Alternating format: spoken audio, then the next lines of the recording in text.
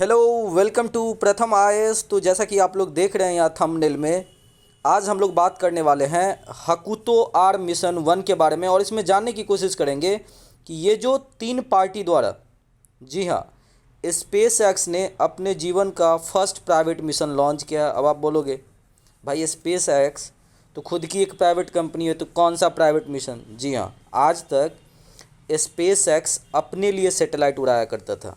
पहली बार किसी particular company या किसी देश के प्राइवेट कंपनी के लिए जो है ना, उन्होंने क्या किया है, तो अपनी फाल्कन 9 जो उनकी रॉकेट है उसको यूज किया है।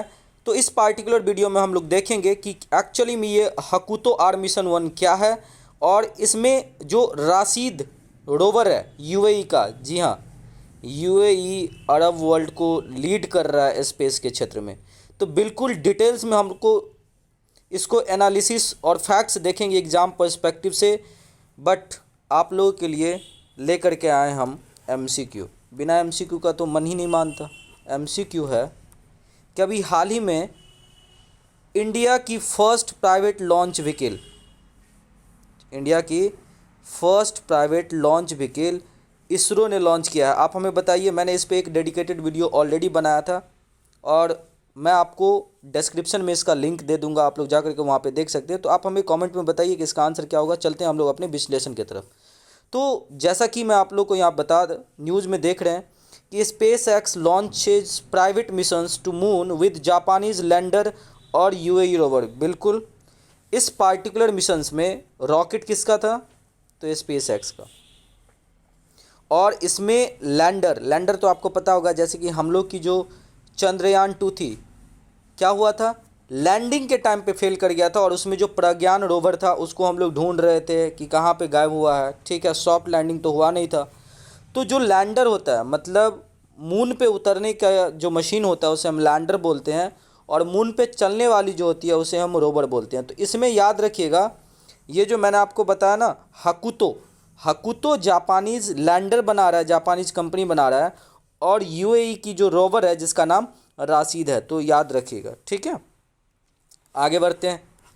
देखिए, ये स्पेस एक्स की ट्वीट है, यही बता रहा है कि ये हकुतो आर मिशन 1 ये कौन से कंपनी का था। तो जापान की एक आई स्पेस कंपनी है जो अपने आप को अब स्पेस में रिवॉल्यूशनाइज करने चाह रहा है। तो ये सारी चीज़ें यहाँ पे उनके लिए जुड़ी हुई चीज़ें, जैसा मैंने आपको बताया, it's a private missions bye space x, क्योंकि अभी तक खुद वो अपनी जो है, उनको पता हुआ आपका, इनका बहुत ज़्यादा कंपनी चलता है। जैसे स्पेस एक्स की तो खुद की एक रॉकेट कंपनी है ही स्पेस एक्स, साथ ही साथ उसका न्यूरा लिंक चलता है। उसके बाद नेटवर्क सर्विस प्रोवाइड करने के लिए, इंटरनेट कनेक्टिविटी के लिए जो है ना, आपको उसकी अपनी एक और कंपनी चलती है। तो ये सारी चीज़ जो है ना, अभी तक खुद स्पेस एक्स अपने लिए करता था, लेकिन पहली बार जो है इतिहास में उन्होंने दूसरे के लिए ये काम किया, इसलिए यहाँ पे लिखा हुआ फर्स्ट प्राइवेट मिशन। ठीक है, अब मैं आपको अगर लैंडर किसने बनाया था, तो जापानीज़ कंपनी, कौन सा नाम था इसका, तो हाकू तो आर। ठीक है, तो इसका जो डायमेंशन है यहाँ पे वो बोल रहा है कि ये लगभग 2x2.5 मीटर की लंबी है और ये इक्विप्ड है यूएई बिल्ट राशिद, जिसकी 10 किलोग्राम रोवर की वजन है। और मैं आपको बता दूँ, ये जो नाम राशिद है ना, ये रूलर है आपको यूएई के, उनके नाम पे दिया गया। इतिहास बनाया था यूएई पहले भी, जब वो अरब वर्ल्ड को लीड कर रहा था in the first moon mission के पहले मार्स मिशन, मार्स प्रोब भी 2020 में, मैं आपको यहाँ पे बता रहा हूँ, ये आप देख रहे हो, यूएई होप मार्स ऑर्बिटर, क्या नाम था, होप। याद रखिएगा, बहुत न्यूज़ में रहता है ये सब। ठीक है, तो यूएई की जो पहली होप मिशन थी वो यूएई का ही पहला मार्स मिशन नहीं, बल्कि ये जो है एक तरीके से पूरे अरब वर्ल्ड को लीड कर रहा था। और यहाँ पे ऑर्बिटर है, आपको याद होगा, हमारी इंडिया ने पहली ही बार में मंगल ग्रह पे रेड प्लैनेट पे हम लोगों ने अपनी ऑर्बिटर भेजी थी। ऑर्बिटर क्या होता है, लैंड नहीं करवाया था, याद रखिएगा। परजर्वियंस जो रोवर है ना, वो यूएसए की, नासा की, वो लैंड कर चुकी है, वो घूम रही है आपको। ठीक है, बट ये होप जो है मार्स ऑर्बिटर है, ये क्या कर रहा है, घूम रहा है किसके चारों तरफ, तो moon red planet that is मंगल ग्रह के चारों तरफ। उसी तरीके से हम लोग का भी जो मॉम मिशन था वो भी क्या कर रहा था, आपको घूम रहा था। और काम क्या है इन लोग का, तो ये रेड प्लैनेट के एटमॉस्फेयर की खोज कर रही है। अच्छा, मैं अगर आपको हकुतो के बारे में बता दूं तो ये एक तरीके का अवार्ड विनिंग जो है ना मिशन था, जो नासा के international Google lunar X prize competition में 2018 में जीता हुआ था। ठीक है, अब मैं आपको बताता हूँ कि why this Rashid rover is very important in the field of humanity lunar dream. ठीक है, तो देखिए, अमेरिका की नीति है लूनार को एक इकोनॉमी बना देना, बिजनेस बना देना। लूनार का मतलब मून। क्यों? क्योंकि आपको मैं बताऊंगा आगे, आप चौंक जाओगे। कुछ दिन पहले चाइना ने मून से मिट्टी लाया था और उस मिट्टी में पता चला कि हीलियम-3 पाया जाता है। जी हाँ, आज जो इंसान चिल्ला चिल्ला करके ग्रीन एनर्जी, हाइड्रोजन एनर्जी की बात कर रही है ना, इस हाइड्रोजन एनर्जी में हाइड्रोजन-3 मिला है। ठीक है, और हाइड्रोजन-3 मिला है ना, उसका इम्पोर्टेंस मैं आपको आगे बताऊंगा। क्योंकि हाइड्रोजन-1 और 2 जो हैवी वाटर रिएक्टर्स में निकलती है, उससे रेडियो एक्टिव निकलता है। और रेडियो एक्टिव पदार्थ आपको पता होगा ह्यूमन सेल को डिस्ट्रॉय कर देगा, जो वहाँ पे काम करेंगे या आप जब भी एक्सपोजर होगे। और ये जो हीलियम-3 है ना, वो बिल्कुल न्यूट्रल होता है। और ये सारी चीज़ें कहाँ पे मिली है? मून पे। और हाइड्रोजन एनर्जी दुनिया की फ्यूचर की एनर्जी है, और इसीलिए चाइना और यूएसए दोनों बिल्कुल झगड़ा कर रहा है कि कौन सबसे पहले यहाँ से मिट्टी खोद खोद करके लाएगा। ठीक है, और इसीलिए इम्पॉर्टेंट हो जाता है राशिद रोवर। हालांकि कंसर्निंग है इंडिया के लिए, हमारी जो चंद्रयान-2 था वो सॉफ्ट लैंड नहीं हो पाया था, हम लोगों ने ठीक से एक्सप्लोर नहीं किया है मून को। हालांकि चंद्रयान-3 बाई अर्ली 2023 उम्मीद किया जा रहा है कि बिल्कुल हम लोग लॉन्च करेंगे, और हमारी वो स्पेसिफिकली जो है ना लैंडिंग ऑपरेशन होगी। क्योंकि ऑलरेडी हम लोग का जो रोवर है, ऑर्बिटर है, वो घूम रहा है आपको। ठीक है, तो ये सब चीज़ें इम्पॉर्टेंट हो जाती है। अब हम थोड़ा जान लेते हैं आपको कि एक्चुअली में राशिद के बारे में, कि ये रोवर का क्या और भी मतलब स्पेसिफिकेशन है। तो जैसे मैंने आपको यहाँ पर बताया कि ये यूएई की एक रोवर है जो इस मिशन का पार्ट्स होगा। ये 5 सालों से बन रहा है, और ये एक्चुअली में कहाँ बन रहा था, तो Mohammed bin Rashid space centre in Dubai है, जिसका वेट लगभग 10 किलोग्राम के आसपास है अभी। और इसकी जो फिजिक है ना, अब 10 किलोग्राम की रोवर, लोग सुन करके पहले बोलेगा अरे क्या करेगा ये, कुछ नहीं। लेकिन जी नहीं, आपको याद रखना चाहिए, ये 10 किलोग्राम का जो रोवर है ना, ह्यूमैनिटी के लिए बहुत इंपॉर्टेंट है। क्योंकि इसका मेन काम क्या है, लूनार डस्ट को एक्सप्लोर करेगा। प्राइमरी मिशन है कि चंदा मामा के मिट्टी के बारे में जानकारी लेना। क्यों? क्योंकि इसमें ऑलरेडी बहुत ज़्यादा मिनरल मिला हुआ है, जो एनर्जी, ह्यूमन के एनर्जी नीड को पूरा करने वाला है। ठीक है, अगर आप देखोगे तो अभी 50 साल पूरा है। नासा की जो लास्ट मिशन थी, कहाँ के लिए? चंदा मामा के लिए, उसकी 50 साल पूरा होने वाली है, दैट इज़ अपोलो 17। और इससे पहले ठीक 50 साल बाद अभी आर्टेमिस मिशन 1 घूम के आ गया चंदा मामा से, और वो अनक्रूड मिशन थी, याद रखिएगा। अब जो है 2023 में क्रूड मिशन होगी, जिसमें लोग जाएंगे नासा के द्वारा। अब मैं एक चीज़ यहाँ पे कंसर्न बता रहा हूँ कि क्यों, why we want to study more on this lunar dust. Reason क्या है कि हमारे धरती से कुछ मिला जुला जो ना यहाँ पे फैक्ट्स है। रीज़न है कि लूनर के अर्थ में जो है ना एक इम्पॉर्टेंट जो है ना टॉक्सिक मटेरियल पाया जाता है, जो सिलिकेट रिच होता है।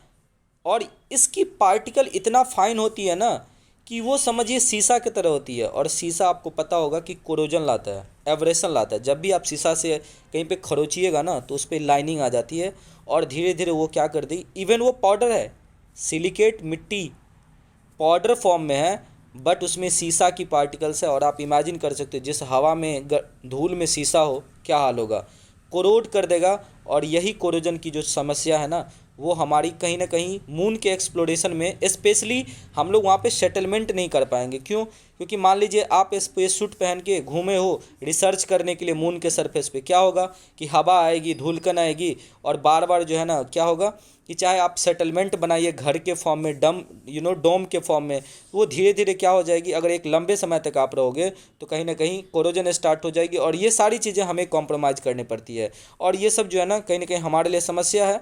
तो जैसे ही अगर आप देखोगे तो कोरोजन स्टार्ट हो जाएगी, और जो लूनर सरफेस पे कांस्टेंट बॉम्बार्डमेंट होता है किस चीज़ का? सोलर रेडिएशन का। जी हाँ, हमारे अर्थ के चारों तरफ जो लेयर है ना यूवी रेज को रोकने वाला, ओजोन लेयर स्ट्रेटोस्फेयर में, वैसा लेयर नहीं है कहाँ पे?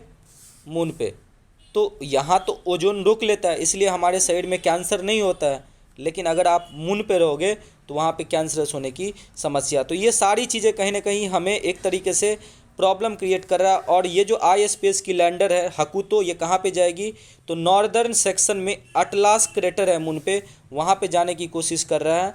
और एक बहुत important fit specially UAE Arab world के दृष्टिकोण से, और देखते हैं कि फ्यूचर में ये किस तरीके से वर्क करने वाली है, ह्यूमैनिटी को किस तरीके से सर्व करने वाली है। और मैं आपको बता दूं कि इसमें जापान के एक जो कंपनी है वो अपनी रोबोट भेज रही है, किसके साइज़ का? नारंगी के साइज़ का। और देखिए जापानीज़ टेक्नोलॉजी कितना इम्पोर्टेंट है, यहाँ से बन के जा रहा है नारंगी, मतलब गोल गोल, और जैसे वो मून पे पहुँचेगा तो उसमें से 4 पैर निकल जाएंगी, रोबोट बन जाएगी, और फिर वो सारी एक तरीके से बोल सकते हैं पूरे मून को एक्सप्लोर करने का कोशिश करेगा। और हमारे लिए जो है एक तरीके से 360 डिग्री रियल टाइम डेटा मिलेगा, स्पेशली सॉइल के इन्फॉर्मेशन के लिए। अगर आप लोग को हमारी वीडियो अच्छा लग रहा है तो प्लीज़ सब्सक्राइब कर दीजिए और दोस्तों को रिकमेंड कर दीजिए। और इसमें मैं आपको बता दूं कि कनाडा की भी हेल्प ले रही है, यूएई और जापान। अब पहले कौन कौन सा मिशन था? तो देखिए अभी तक मून पे जो है ना, अगर आप लैंडिंग सॉफ्ट की बात करोगे, देखिए क्रैश लैंडिंग तो इंडिया की ऑलरेडी पहले भी हुई थी, और इस बार चंद्रयान 2 हो गया था, क्रैश लैंडिंग गिर गया। लेकिन सॉफ्ट लैंडिंग आराम से उतारना, तो सबसे पहले रसिया, फिर यूनाइटेड स्टेट ऑफ अमेरिका, और फिर चाइना। और चाइना तो समझिए चोर नंबर 1 है। 1966 में रसिया लैंड किया था, ठीक है, उनका मिशन का नाम था लूना 9। और सबसे ज़्यादा बार यूएस किया है, अभी तक उनके 12 लोग जो है ना 6 लैंडिंग सॉफ्ट करवा चुके थे। ये तो इतिहास बनाने में माहिर है, अब चाइना बना रहा है इतिहास। अगर आप देखोगे तो अपोलो 17 में यूगेन कर्नैन और हैरिसन स्मिथ, इस पर हम ऑलरेडी वीडियो बना चुके हैं, तो ज़्यादा डिस्कशन नहीं करना चाह रहे हैं। आप लिंक डिस्क्रिप्शन में दिया हुआ है, वहाँ से जाकर के आप देख सकते हैं।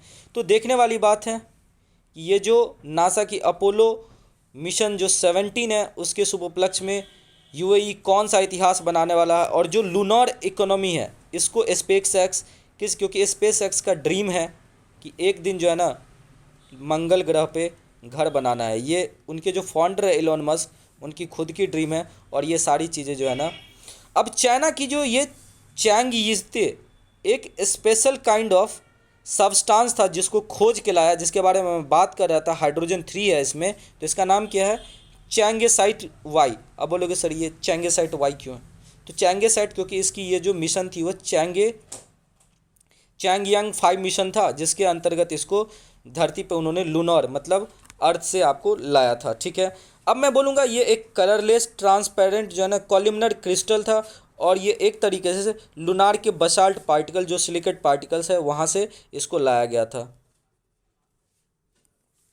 अब और इसके ऊपर फैक्ट देखोगे तो यहाँ पे आप देख रहे हो कि ये सारी चीज़ें जो है ना, फर्स्ट मून रॉक जो है ना वो अर्थ पे लाया गया था 1976 में। उसके बाद से पहली बार ऐसा हुआ है कि ये चीज़ें पता चली। और मिशन का नाम क्या था? तो चैंग-ई 5 मिशन, जो चाइना के द्वारा बैक्ट किया गया था 2020 में।